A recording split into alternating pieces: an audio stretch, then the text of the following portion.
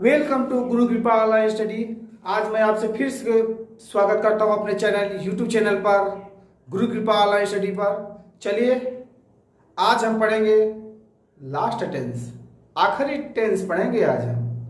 इसके पहले मैंने आपको 11 टेंस पढ़ा दिया है, अब आप आज आखिरी टेंस पढ़ेंगे। इतना जल्द से ही समय खत्म हो गया कि आप लोग 11वां टेंस भी पढ़ लिए हैं, आज 12वां पढ़ेंगे। चलिए तो चलते हैं अपने टॉपिक पर। फ्यूचर परफेक्ट कंटिन्यूअस टेंस, ये आपका लास्ट है, फ्यूचर परफेक्ट कंटिन्यूअस टेंस। अब यह क्या है, इसमें जो आपके पिछले वीडियो में मैंने पास्ट परफेक्ट कंटिन्यूअस टेंस बताया था, उसमें भी क्या था, रहा था रही थी, इसके में रहा रही है, मैं समझ देता था। अब इसमें क्या होगा पहचान, चलिए देखते हैं। रहा होगा, अब होगा होगी आएगा इसमें। चलिए चलते हैं पहचान। से रहा होगा, से रही होगी, से रहे होंगे, ये पहचान हो गया। इसमें आपको क्या मिलेगा, समय, इसमें मिलेगा आपको समय। से रहा होगा, से रही होगी, से रहे होंगे, यह किसकी पहचान है, फ्यूचर परफेक्ट कंटिन्यूअस टेंस की पहचान है ये।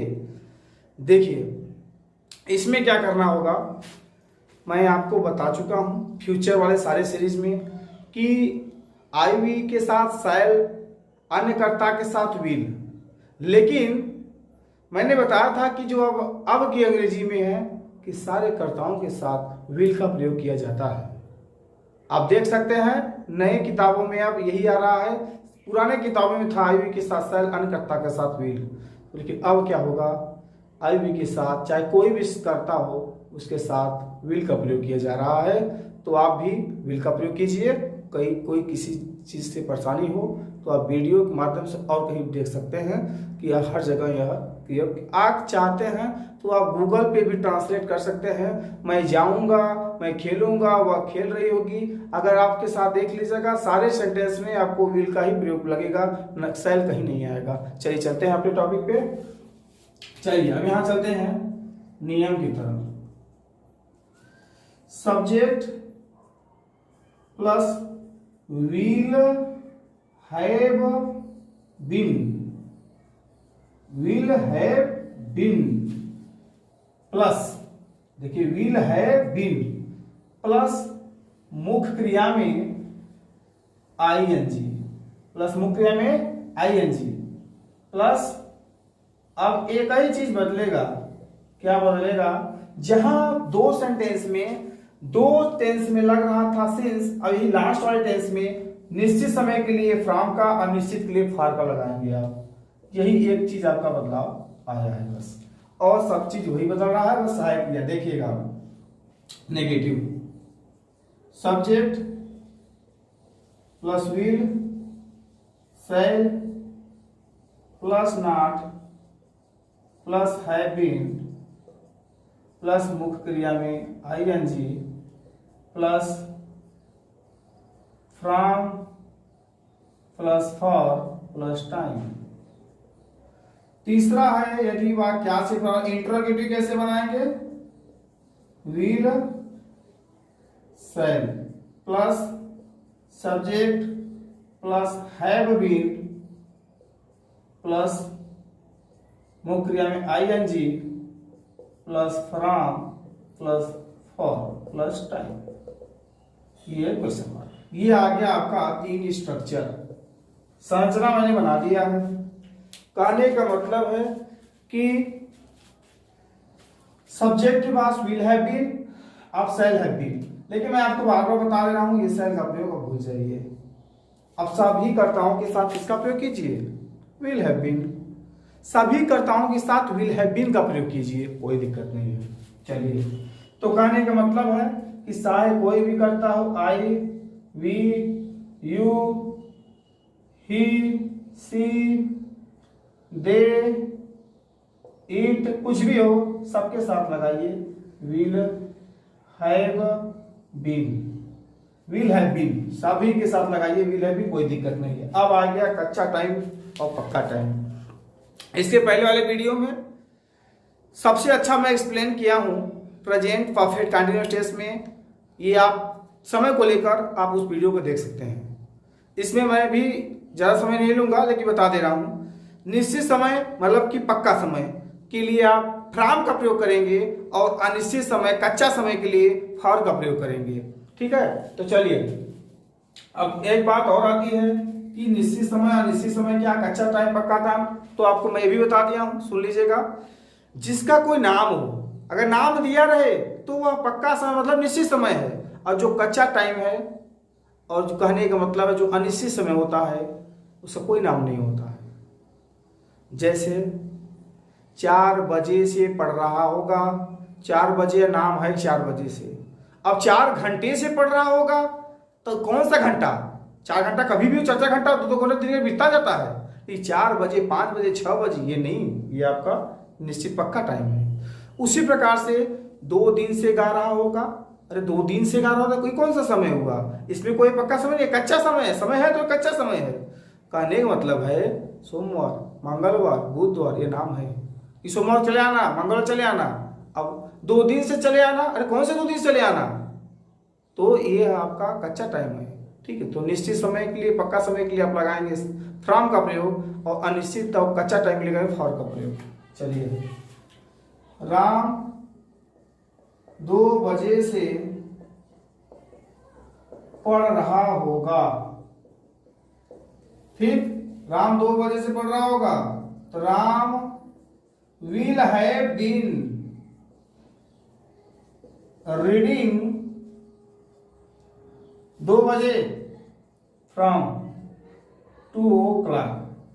इस तरीके से इंट्रोगेटिव विल के बाद not, Ram will not have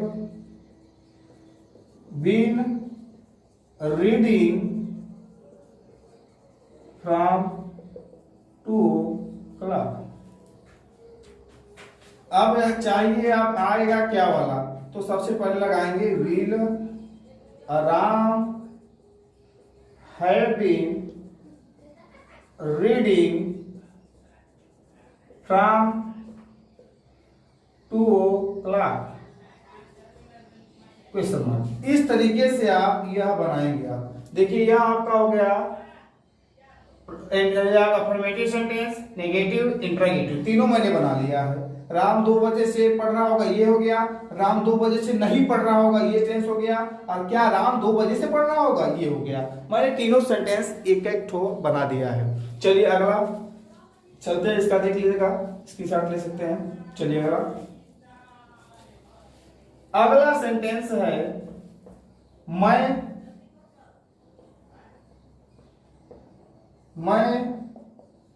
3 घंटे से खेल रहा हूंगा। मैं 3 घंटे से खेल रहा हूंगा। आई विल हैव बीन, चाहे तो आप सेल लगा सकते हैं, मैं बार बार बता रहा हूं, गलती नहीं होगा, लेकिन आप विल का ही प्रयोग कीजिए, कोई दिक्कत नहीं है ना। तो सेल की कोई ऐसे झाड़ा मत की दीजिएगा कि जो है हम नहीं हम विल लगाएंगे। अगर कोई कहता है विल है ना, आप लगा सकते हैं जो है सेल, चलो चल सेल तुम्हारे लिए थे, लेकिन आप बता दे रहे हैं कि जो नई अंग्रेजी आई है सब में विल लगा रहा है।